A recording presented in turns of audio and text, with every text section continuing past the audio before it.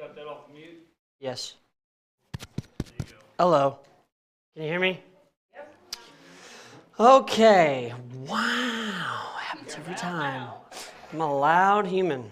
Okay, well, let's go ahead and open in prayer.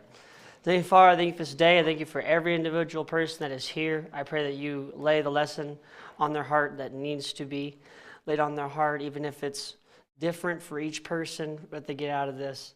I just pray that you will use me to teach others. In Jesus' name I pray. Amen. Amen. I need somebody to make me some coffee. Hey, Cody, you want to go make me a cup of coffee? Thanks. Dulcie's going to do it. Dulcie knows how I like it, which is... What? Sweet in it. Yeah. No. So, Dad says I'm not allowed to get up here and talk about my woes. And so there goes a whole third of all my notes. So, see, if you look at my notes really closely, like long story short, I failed to prepare and forgot to prepare and then did not prepare these past 2 days. But anyways, I have prayer, talk about my woes, read the Bible, but that isn't going to happen now. So we're just going to read the Bible. So, well, that was extensive, and now we're going to go to the Bible. So, that was probably the least amount of notes I've ever had. So, me and Mason, which Mason is not here, which makes me sad, but we're teaching the gospel kids about the story of Esther.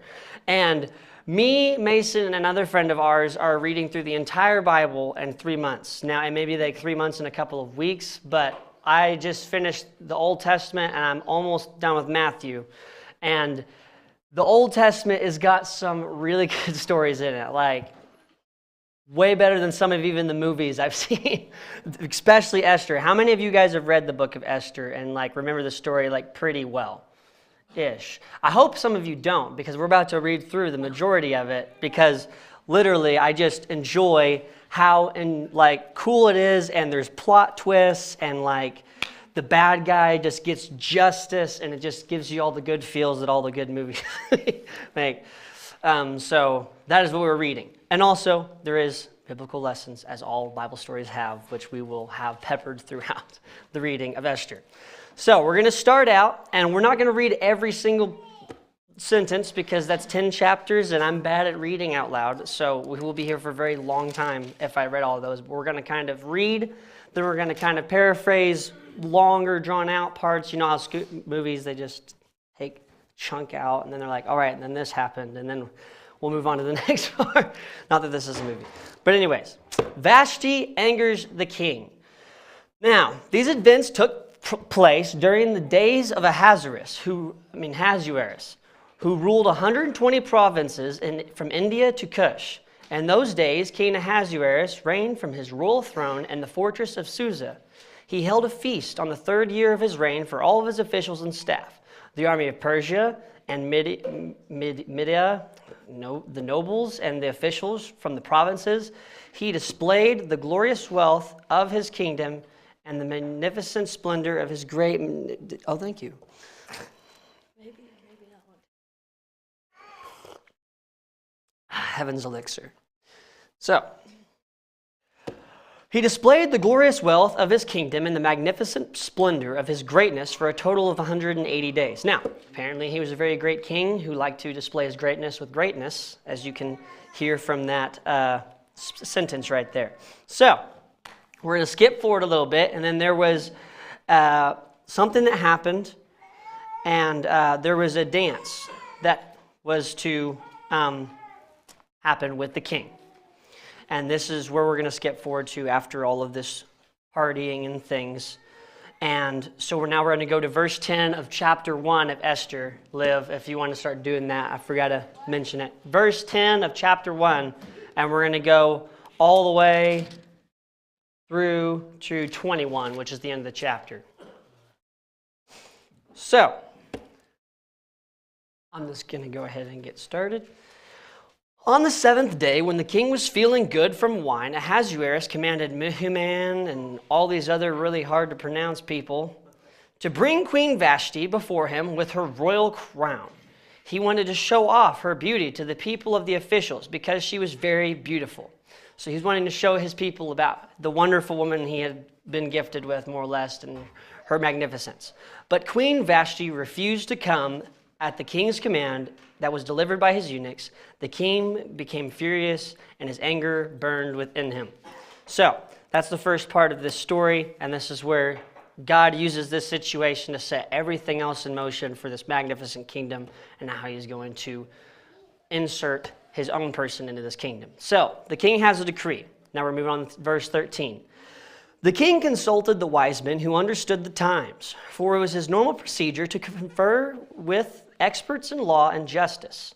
The most trusted ones were wise men of long names, and there were 7 officials of Persia and Media who had personal access to the king and occupied the highest positions in the kingdom.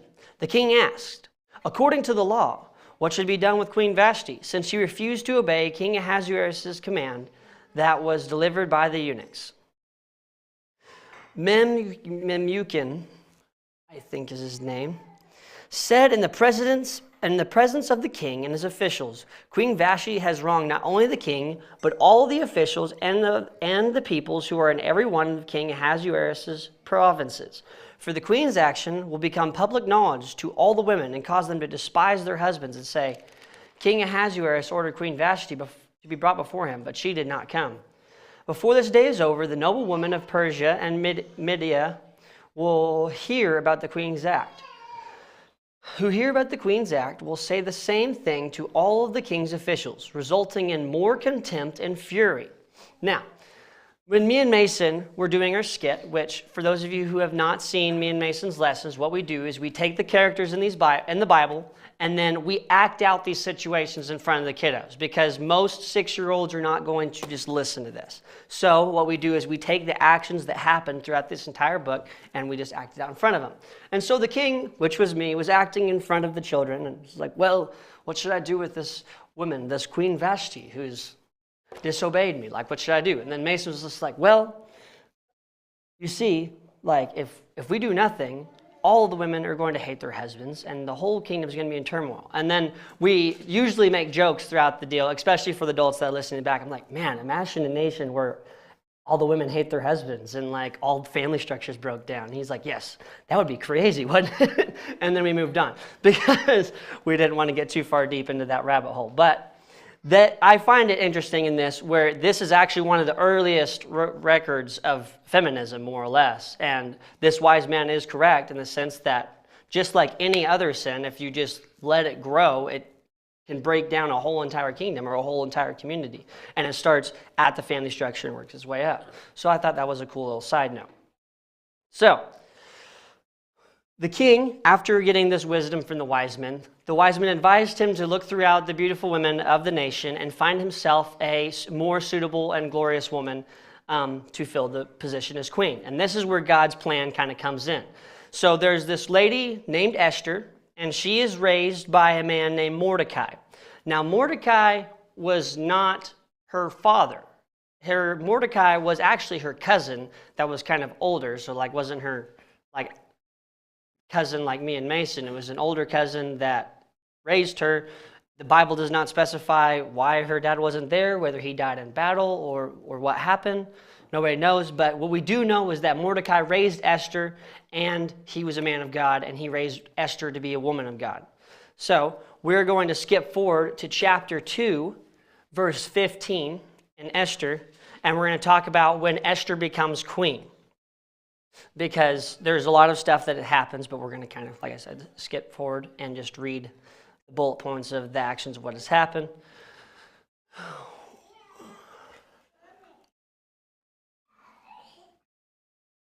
Good, cool.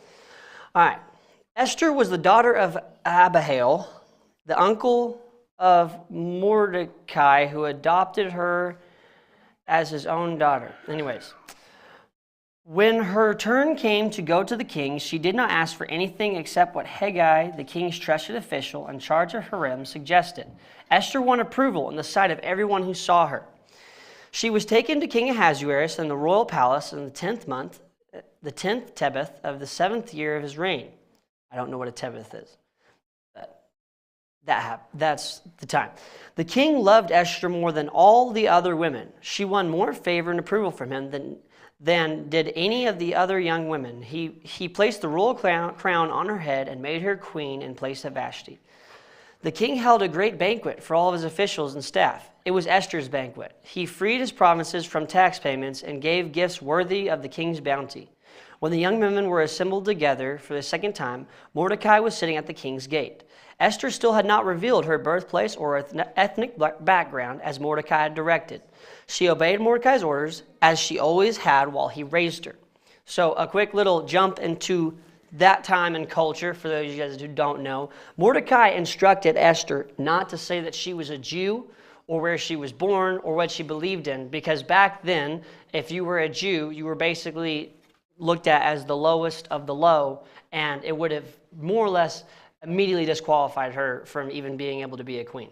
And so he told her to keep that secret, and she kept her father's commands, because that is the man who raised her, and then God's going to continue working throughout here. So now we're going to get to a very important part that seems like a very much a little side story, but it's actually a huge part in this entire book. And the title of it is Mordecai Saves the King. We're going to go into verse 21. During those days, while Mordecai was sitting at the king's gate, Bigthan and Teresh, two eunuchs who guarded the king's entrance, became infuriated and planned to assassinate King Ahasuerus. When Mordecai learned of the plot, he reported it to Queen Esther, and she told the king on Mordecai's behalf. When the report was investigated and verified, both men were hanged on the gallows. This event was recorded in the historical record in the king's presence. Now, that last part where it says, this event was recorded in the historical record of the king's presence, is actually going to come in very important here a little bit further down in the story. So remember that. Mordecai stopped an assassination and it was recorded in the king's presence in the historical record. Also, you did a really good job making that coffee. So now we're going to learn about this guy named Haman. Haman was one of the king's officials, and he had a plot. And so now we're going to jump into chapter 3, and we're going to read about his plot. Huh? What? Haman? Haman. Hey, man, what's up? So, Haman. Is that actually how you pronounce it? I don't know. Haman or Haman? Haman. Hey, man. Haman, VeggieTales. That is the gospel right there. So we're going to go with that. So, chapter 3, verse 1. After all this took place, King Ahasuerus honored Haman, the son of Hammedatha the Agagite. He promoted him in rank and gave him a higher position than all the other officials. The entire royal staff at the king bowed down and paid homage, or is that how you say that? Okay. To homage, that's why I thought, yes. I was a math kid, not really anything else kid. So, they paid homage to Haman because the king, because the king had commanded this to be done for him. But Mordecai would not bow down or pay homage. The members of the royal staff at the king's gate asked Mordecai, "Why are you disobeying the king's command?" When they warned him day after day and he still would not listen to them, they told Haman to see if Mordecai's actions would be tolerated, since he had told him he was a Jew. When Haman saw that Mordecai was not bowing down or paying homage, he was filled with rage. And when he learned of Mordecai's ethnic identity, Haman decided not to do away with Mordecai alone. He planned to destroy all of Mordecai's people, the Jews, throughout Ahasuerus' kingdom. In the first month of Nisan, wow, interesting. I like that card. In King Ahasuerus' 12th year, that was the lot, was cast before Haman for every day in each month, and it fell on the 12th month, the month of Adar. Then Haman informed King Ahasuerus, "There is one ethnic group scattered throughout the peoples in every province of your kingdom, yet living in isolation. Their laws are different from everyone else's, and they do not obey the king's laws. It is not in the king's best interest to tolerate them. If the king approves, let an order be drawn up authorizing the destruction, and I will pay 375 375 tons of silver to the accountants for the deposit in the royal treasury. The king removed his signet ring from his finger and gave it to Haman, son of Hammedatha the Agagite, the enemy of the Jewish people. The king told Haman, wow, this book's real page turner. The money and the people are given to you to do with as you see fit. The royal scribes were summoned on the 13th day of the first month, and the order was written exactly as Haman commanded. It was intended for royal satraps, the governors of each of the provinces, and the officials of each ethnic group, and written for each province in its own script, and to each ethnic group in its own language. It was written in the name of King Ahasuerus and sealed with the royal signet ring. Letters were sent by couriers. What? Couriers. Man, now I lost my spot. 13. There we go. Couriers to each of the royal provinces, telling the officials, destroy, kill, and annihilate all the Jewish people, young and old, women and children, and plunder their possessions on a single day, the 13th day of Adar, the 12th month. A copy of the text, issued as a law throughout every province, was distributed to all the people so that way they might get ready for that day. The couriers left, spurred on by the royal command and the law that was issued in the fortress of Susa. The king and Haman sat down to drink while the city of Susa was in confusion. So, everybody following pretty good? So there's this mean guy named Haman, and he's really powerful for some reason. And he decided he's just going to kill all the Jews because he doesn't like them and because everybody looked down on the Jews anyways. And he actually, you got to give props to him for coming up with such a good way to do it. He's like, listen, if you kill these people, I'll give you money and you can take all their stuff. So he was a good political figure, I guess you could say, at managing things. I was impressed. So he was bad, but he wasn't dumb, is what I should say. So, now we're going to move on to chapter 4. Get some coffee.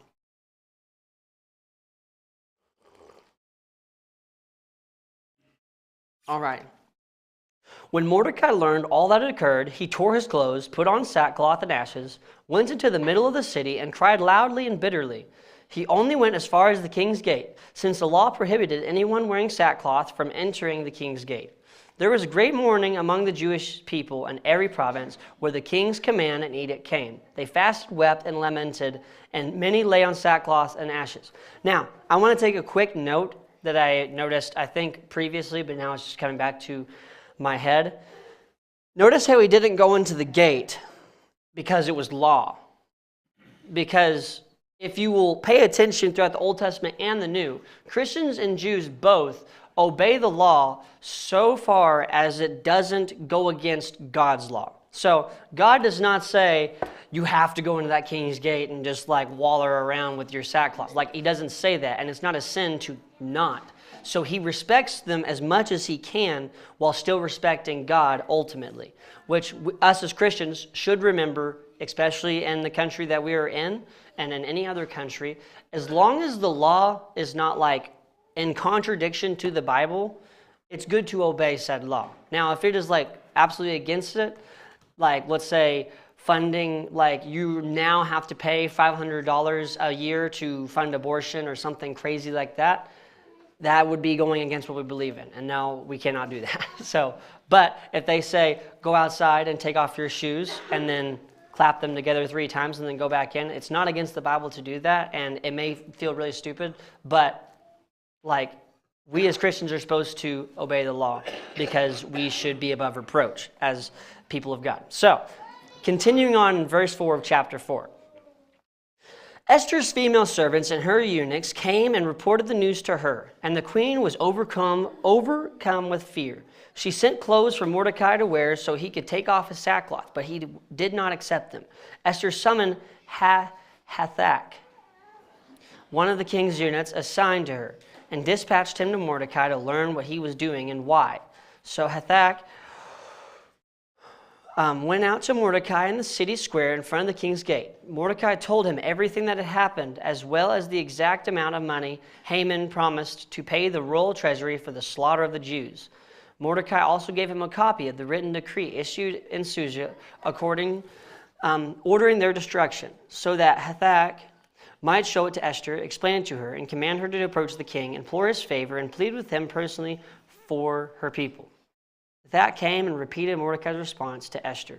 Esther spoke to Hathach and commanded him to tell Mordecai, all the royal officials and the people of the royal provinces know that one law applies to every man or woman who approaches the king in their inner courtyard who has not been summoned, the death penalty.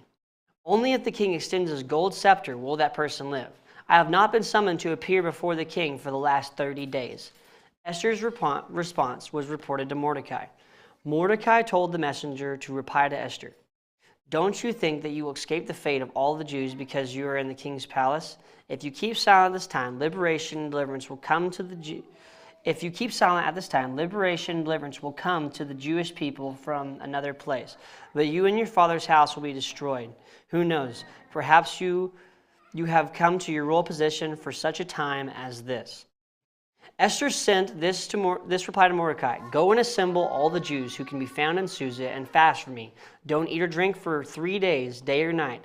I and my female servants will also fast in the same way. After that, I will go to the king, even if it is against the law. If I perish, I perish. So Mordecai went and did everything Esther ordered him.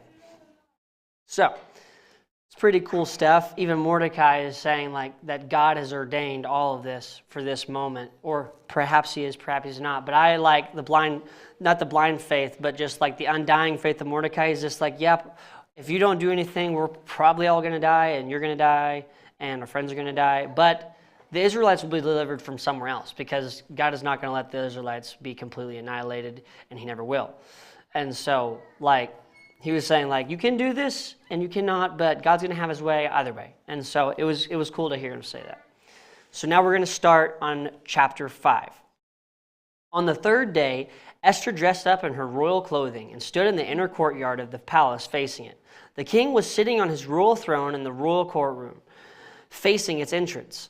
As soon as the king saw Queen Esther standing in the courtyard, she won his approval. The king extended the gold scepter in his hand towards Esther, and she approached it and touched the tip of the scepter. What is it, Queen Esther? The king asked her. Whatever you want, even to half the kingdom, will be given to you. If it pleases the king, Esther replied, may the king and Haman come today to the banquet I have prepared for them. The king commanded, hurry and get Haman so we can do as Esther has requested. So the king and Haman went to the banquet Esther had prepared.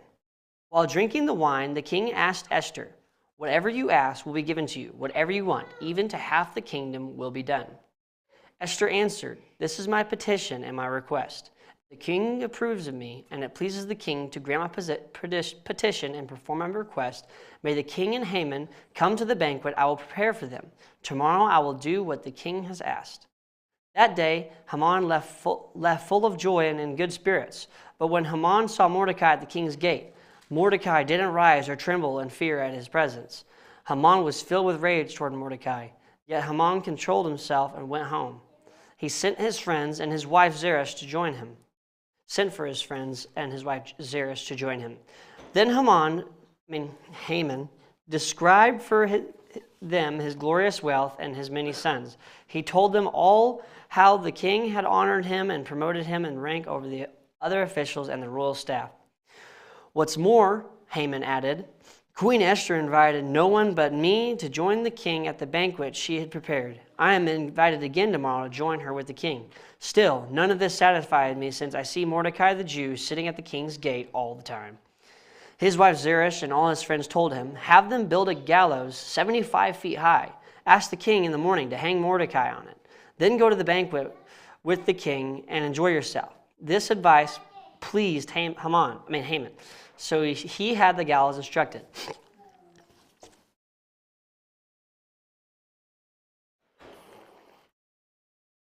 Good stuff.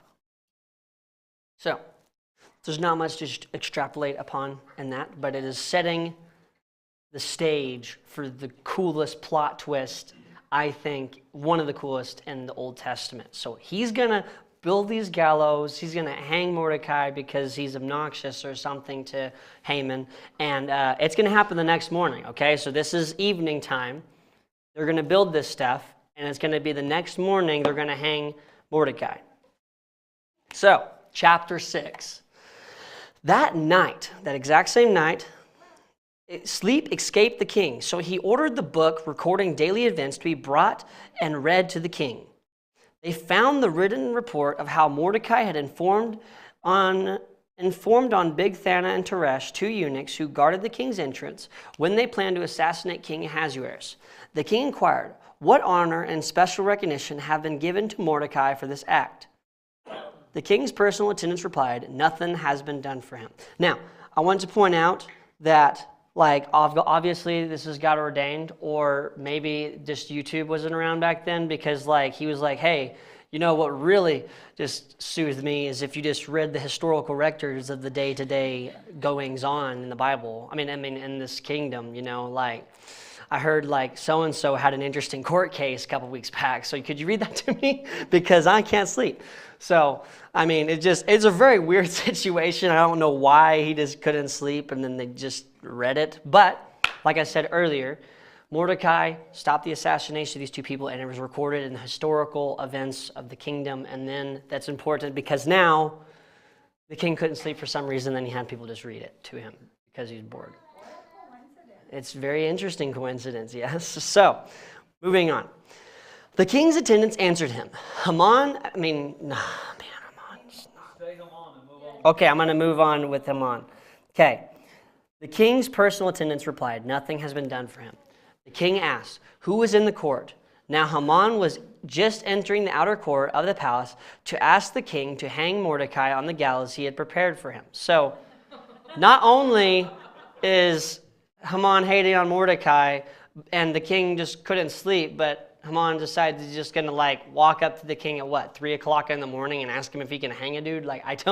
This whole situation is just beyond me. This is so weird.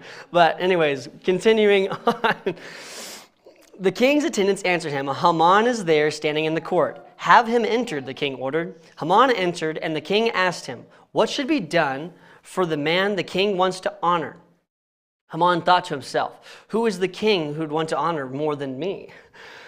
Haman told the king, "For the man who the king wants to honor, have them bring a royal garment that the king himself has worn, and a horse the king himself has ridden, which has a royal diadem." Man, what?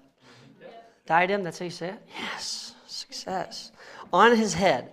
Put the garment and the horse under the charge of one of the king's most noble officials. Have them clothe the man the king wants to honor, parade him on the horse through the city square, and proclaim before him, this is what is done for the man the king wants to honor. Oh, this is so good. Oh my gosh.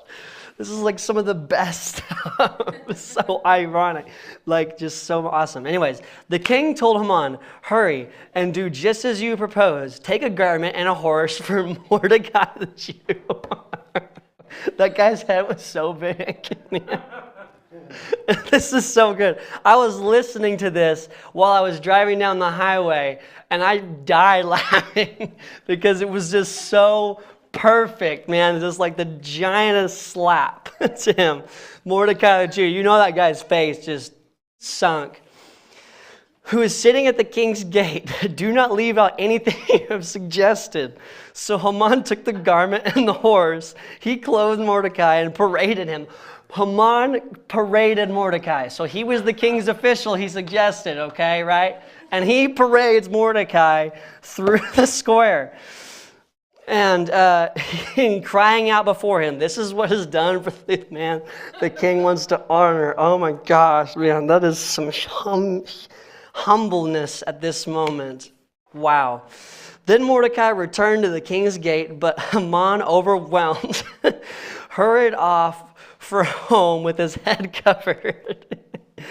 Haman told his wife Zeresh and all of his friends everything that had happened. His advisors and his wife Zeresh said to him, "Since Mordecai is Jewish and you have begun to fall before him, you won't overcome him, because your downfall is certain." And while they were still speaking with him, the eunuchs of the king arrived and rushed Haman to the banquet Esther had prepared.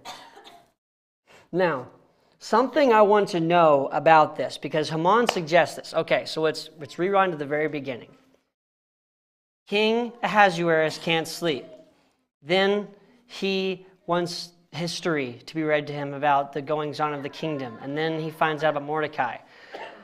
And this is supposedly late in the night. And then Haman shows up asking to hang Mordecai. And then Haman suggests it. Now, the Bible does not give any period of time in between his suggestion and him parading him around. So I want to know, was Haman like parading Mordecai around like at 3 o'clock in the morning on this magnificent horse, just throughout the whole kingdom? It's interesting. I think Haman showed up in the morning. Maybe. Been up all night. I think he read it to him at night, and then he's thinking on it. And then in the morning happens. Maybe so. But anyways, so now... Yes. Now we are at the banquet. The banquet we have all been waiting for that Esther is putting on. So after that just glorious few paragraphs of the Bible. Like, that's better than any movie ending I've seen of any bad guy dying, because it's just so funny. But anyways, Haman is executed. Chapter 7. The king and Haman came out to feast with Esther the queen. Once again, on the second day, while drinking wine, the king asked Esther, "Queen Esther, whatever you ask will be given to you. Whatever you seek, even half the kingdom will be done." Queen Esther answered, "I have obtained your approval, my king, and if the king is pleased, spare my life. This is my request, and spare my people. This is my desire. For my people and I have been sold to destruction, death, and extermination. If we had merely been sold as male and female slaves, I would have kept silent. Indeed, the trouble wouldn't be worth burdening the king." King Ahasuerus spoke up and asked Queen Esther, "Who is this, and where is the one who would devise such a scheme?" Esther answered, "The adversary and enemy is this evil Haman." Haman stood terrified before the king and queen, and answered by this, the king arose from where they were drinking wine and went to the palace garden. Haman remained to beg Queen Esther for his life, because he realized the king was planning something terrible for him. Just as the king returned from the palace garden to the house of wine drinking, Haman was falling on the couch where Esther was reclining. The king exclaimed, "Would he actually violate the queen while I'm in the palace?" As soon as the statement left on the king's mouth, Haman's face was covered. Harbona, one of the royal eunuchs, said, "There is a gallows 75 feet tall at Haman's house." Haman's house, man, that's so bad. "That he made for Mordecai, who gave the report that saved the king." The king commanded to hang him on it. They hanged him on the gallows he had prepared for Mordecai, and then the king's anger subsided. So, that's why I wanted to read that. Not only because there was good lessons in the deal, but it is one of the coolest stories of the Bible, I think. And now y'all can remember it and go out and tell other people about this awesome Bible story you heard that is 100% true. Because I think God is the best author, if you ask me. Because you cannot tell me that God, one, does not have a sense of humor, and two, is just not extremely creative. Like, he, of course, created the entire earth and stuff, but he literally fabricated this entire situation, okay? And he made all of the facts fall into place to where you could have one of the best stories just recorded it back in time. And so I just think that's cool how God does stuff like that. And maybe that's why I didn't get to prepare and forgot to prepare, is because God wanted this read. So I was just going to say, God ordained it only because today's the holiday of Purim, which is actually the celebration that Haman was hung and they were freed as Jews today. are you serious? I'm not kidding. That's not Wow! Best story ever. That's fantastic. March 6th. Today, March 16th, is the day that we celebrate Haman being hanged. Man, wife, we need to make some cake. Last night, I read last night, That's good. Alrighty. Well, does anybody have any thoughts that they would like to say about the story or anything? No? It was a good story? I hope so. I didn't make it. I just read it. So with that, I'm going to close in prayer, and then we're going to have an invitation song. Dear Father, I thank you for everybody being here. I pray that we will all go home and just ponder what we've heard tonight and use the lessons that are in this story, Lord, and apply them to our lives and be godly people for you, Lord. And just thank you for this time. In Jesus' name I pray. Amen.